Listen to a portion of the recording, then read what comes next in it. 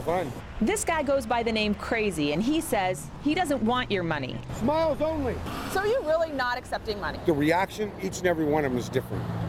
You cannot pay for what I receive. You can't even come close. But some people are paying the men and women behind these signs with good intentions. But Crazy says, think again. You're starving in Spokane.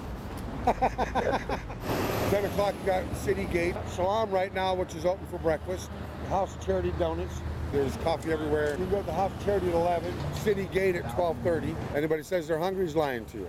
Okay. 9 times out of 10, they want something else. They want drugs. A group of homeless men I'm Devron Trout. at Union Gospel Mission. I've been panhandling on off for about 40 years. Tell me the exact for about 2 years.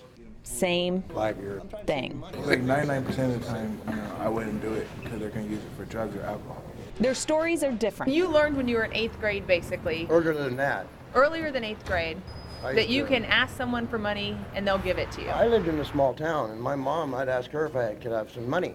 She'd go, okay, most of the time, yes. But then if she wouldn't, I'd go across the street to my grandma's house and ask her, and she'd give me more money. And then there was Mrs. Derrick and Mrs. Deers and Mrs. Wybark, and then there was, for a while there, my great-grandma Essie. You didn't even necessarily need the money. No. You just Oh, wanted to God, see no. if you could act homeless Yeah. and get money from somebody. Yeah, life's curse is now I am homeless, but I was making $200-300 a day. For a 16, 17-year-old kid, it just was like, this is easier to get a job. But despite the differences, their stories are so much the same. Drugs and alcohol. Bus fare, drugs and alcohol. Due to alcohol, I've lost everything. Dean Whistler at the Union Gospel Mission says it takes losing everything to get these men and women the help they need. You're really not helping them to move out of that situation that they're in.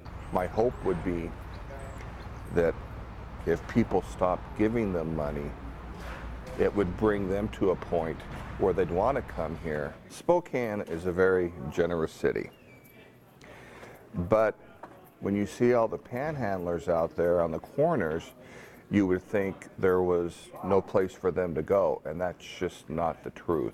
And that's why the men at Union Gospel Mission say, don't waste your money on people holding signs.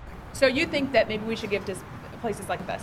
Is that our best This bet? place here Yeah. would be the best way to distribute it, Okay. as far as I'm concerned. That is And tax if they deductible. come And up- Crazy agrees. How can we help? They're already helping, man. I By mean, giving think money about to the right places that help keep him fed and smiling. it. Thank you. In Spokane, I'm Kalae Chalk.